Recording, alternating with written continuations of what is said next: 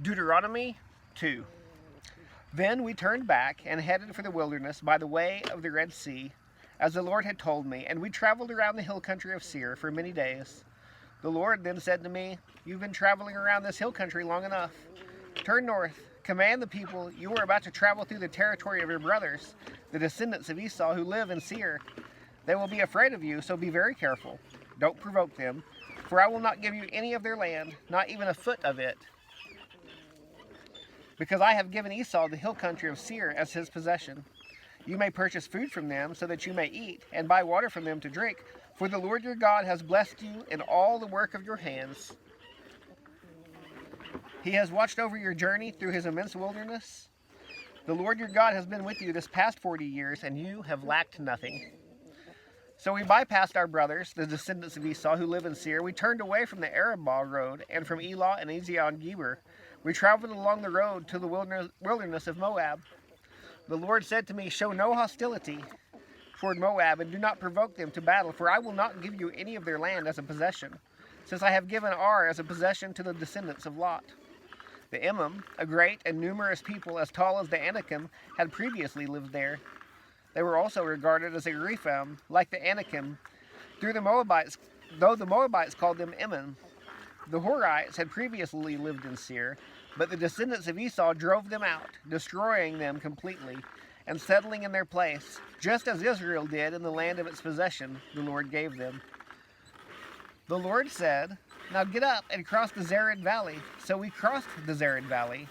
The time we spent traveling from Kadesh Barnea until we crossed the Zered Valley was 38 years, until the entire generation of fighting men had perished from the camp, as the Lord had sworn to them.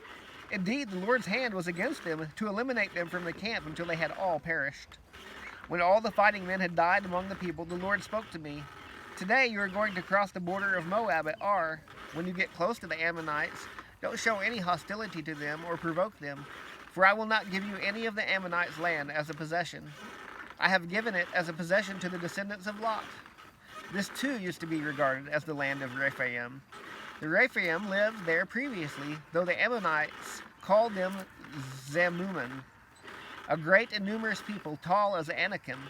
The Lord destroyed the Rephaim at the advance of the Ammonites, so that they drove them out and settled in their place. This was just as he had done for the descendants of Esau who lived in Seir. When he destroyed the Horites before them, they drove them out and have lived in their place until now. The Caphtorim, who came from Caphtor, destroyed the Avites, who lived in villages as far as Gaza, and settled in their place. The Lord also said, "Get up, move out, and cross the Arnon Valley. See, I have handed the Amorites' king, Sihon of Heshbon, and his land over to you.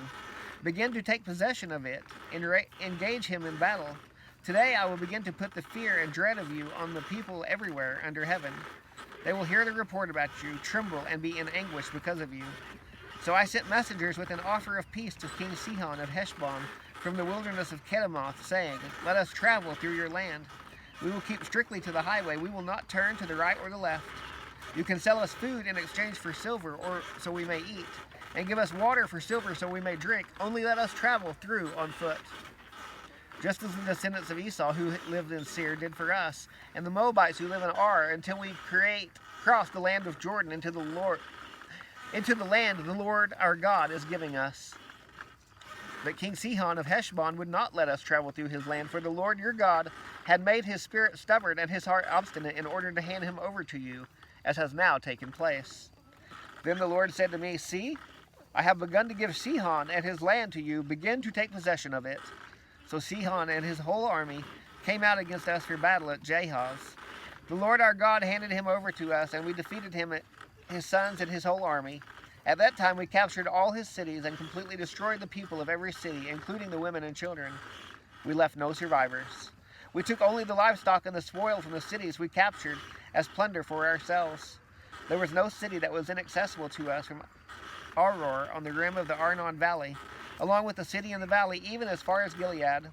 The Lord our God gave everything to us. But you did not go near the Ammonites' land, all along the bank of the Jabbok River, the cities of the hill country, or any place that the Lord our God had forbidden.